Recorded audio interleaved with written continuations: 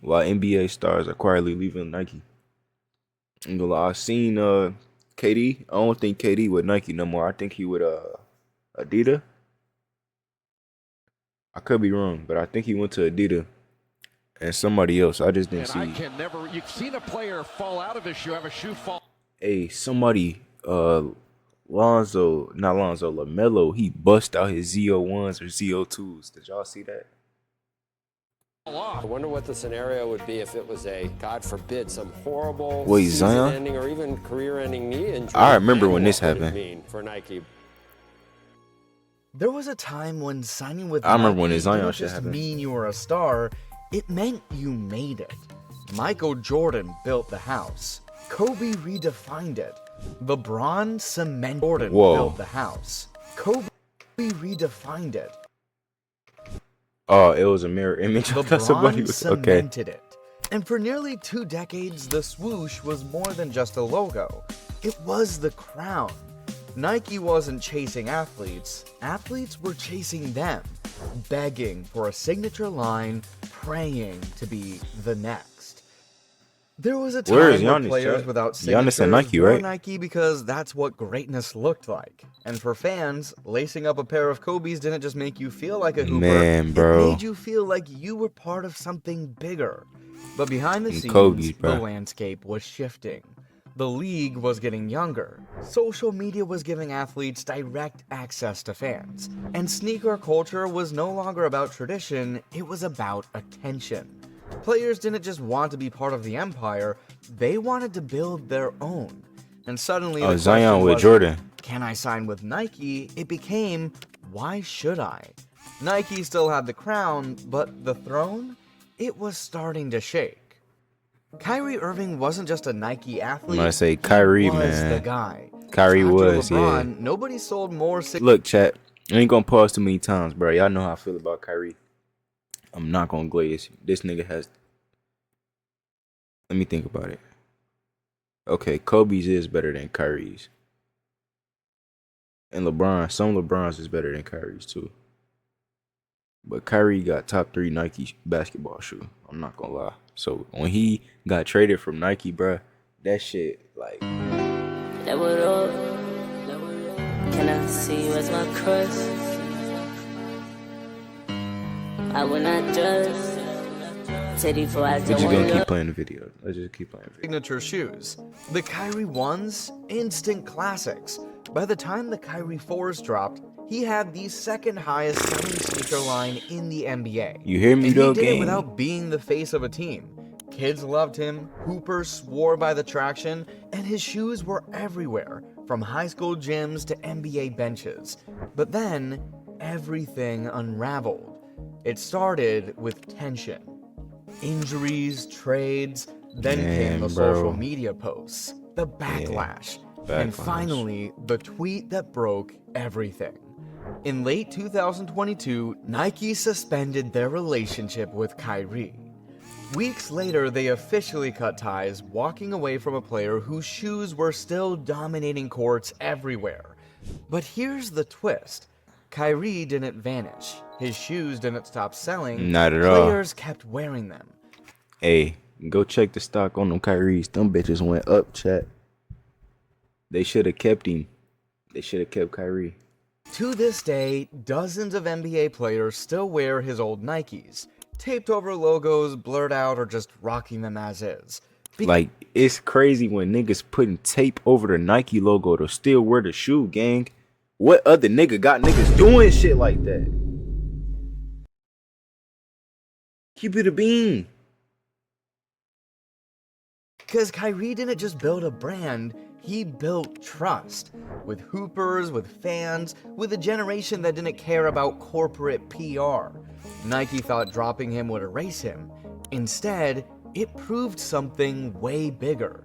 For the first time in decades, Nike needed the player more than the player needed Nike. That's a fact. Ja Morant was poised to be Nike's next Okay. megastar. In Where is Ja Morant? 2023, he became the first Ja Morant with Gen Z Nike. athlete to receive a I'm signature tweaking. shoe I'm from tweaking. Nike. I got Ja Morant. So I'm fried. Okay, yeah, Ja Morant is with Ja Nike. 1. The launch was a spectacle. Chat, I got these, but the number 2 versions. vibrant colorways. I didn't know he had dynamic the same commercials, colorway in the and first a narrative ones. centered around resilience and self-belief. But the narrative took a sharp turn. In March 2023, Morant was suspended for 8 games after an Instagram live video surfaced showing him brandishing a firearm at a nightclub. Just months later, a second video emerged, leading to a 25-game suspension at the start of the 2023-24 NBA season. Despite the controversies, Nike stood by Morant. Hey, They Ja Wick continued to was release tweaking. his signature When they was calling a nigga Ja Wick, that nigga was bugging, man. shoes, including the Ja 2 and the Them Ja tools is crazy. Oh my god, what are those? upcoming Ja 3 Max Yeah, I'm gonna have, yeah. Woo, shit. Don't want them coming out. volume, set to launch in August 2025. August. However, the Okay. public's reception was mixed. Holy shit, While chat. some fans Them bitches go remained crazy. loyal, others questioned Nike's decision to maintain the partnership amidst Morant's off-court issues. Man, The fuck brand the faced off-court. Man, scrutiny fuck with that debates shit. igniting Man, over them shoes corporate hard. responsibility versus athlete support. Morant's situation underscores a broader challenge for Nike. Fuck is they talking about, navigating the chat? complexities of modern athlete branding. In an era where personal conduct is under intense scrutiny, the line between brand ambassador and liability has never been thinner. Zion Williamson was heralded as Okay. the next big thing. I remember the generational Duke talent shit poised to with dominate the NBA. Zion. Nike saw him as the heir to LeBron's throne, signing him to a lucrative endorsement deal even before his professional debut. But the first sign of trouble came early. In a high-profile college game against North Carolina, his Nike PG 2.5 sneaker catastrophically failed, leading to a knee sprain just 36 seconds into the game. So the back door, Jordan took the opportunity. They said, "Oh, you bust out your Nikes? Come sign with Jordan, nigga. Come sign with Jordan, nigga." Nah, that's crazy. The incident not only sidelined him, but also caused Nike's stock to drop by $1.1 billion the following day. Damn. Huh? Nike stock market value plunged by 1.1 billion because bro bust out his Nikes. Okay. But what happens here is his Nike shoe explodes. It explodes just as he's making a move. He goes down. He's holding his knee. Wow. And he, it seems like he's going to be out. He was not able to play the game. Despite this rocky start, Nike doubled down, launching Zion's signature line with great fanfare. The Zion 1 debuted with expectations of ushering in a new era of dominance. However, reality painted a different picture. Persistent injuries plagued his early NBA career, limiting his time on the court. Weight management issues and questions about his commitment further clouded his rising star. Nike continued to release new models, Zion 2, Zion 3, but without consistent on-court performances, the excitement waned. So are The they Nikes or signature line Jordans, my struggled nigga? to gain traction among fans and players alike. In an era where authenticity and performance drive sneaker culture, his know I'm not brand tweaking. began to feel more like a marketing construct than a reflection of a basketball phenom. The once promising partnership between Zion and Nike now serves as a cautionary tale. Even the most hyped prospects can't fulfill brand expectations without the substance to back it up. Nike's dominance in basketball footwear was once unchallenged. The swoosh symbolized excellence, aspiration, and the pinnacle of athletic achievement. However, the cultural landscape has evolved, and with it, the perceptions and preferences of both players and fans. Today's athletes seek more than just endorsement deals. They desire partnerships that reflect their personal values, offer creative freedom, and provide a platform for authentic expression. This shift is evident in the choices of emerging stars. Anthony Edwards, the Minnesota Timberwolves guard, chose Adidas, What he got? Okay, launching Adidas. AE1, a signature shoe that quickly gained popularity. I seen a couple people rocking His those. decision underscores a desire for individuality and alignment with a brand that supports his vision. Scoot Henderson. Even before his Okay. NBA debut, Henderson signed with Puma, releasing the Scoot Zero. Ooh, okay. This move highlights a trend where players prioritize brand relationships that Hold on, offer those best not move bad, highlight- Chat. Henderson signed with Puma, releasing The Scoot Zero's not bad. Those are fire, gang. I'm not gonna lie. It's no like logo or nothing. Like them bitches hard. Them red ones go fucking crazy, Chat. Hold on. Okay, the Scoot they doing Zero. something with those. This move highlights a trend where players prioritize brand relationships that offer them a significant voice in product development and marketing. Kawhi Leonard, known for his reserved demeanor, Leonard partnered with New Balance, yeah. a brand that complements Them his Kawhi's not bad understated either. style. The collaboration has produced the Kawhi 4, reflecting a synergy Oh, I ain't between seen those yet. athlete and brand ethos. These choices signify a broader cultural transformation. Athletes are no longer content with being mere endorsers, they aspire to be collaborators, innovators, and entrepreneurs. Brands that recognize and support this shift are gaining favor, while traditional powerhouses like Nike must adapt to maintain relevance. The sneaker culture is no longer solely about performance or legacy, it's about storytelling, authenticity, and connection. As players continue to seek partnerships that resonate with their personal narratives, the industry must evolve to meet these new expectations. Yeah. If there was ever a blueprint for what a modern Nike athlete should be, it Kobe. was Kobe Bryant. For sure. Obsessed with the game, relentlessly competitive, globally iconic, his signature line wasn't just successful, it was beloved. The Kobes were worn by stars and role players alike. They weren't loud or bulky, they were designed to hoop in. Even years after his retirement, Kobe's shoes remained some of the most used sneakers in the NBA. In the 2020-21 season, over 100 players were still wearing them.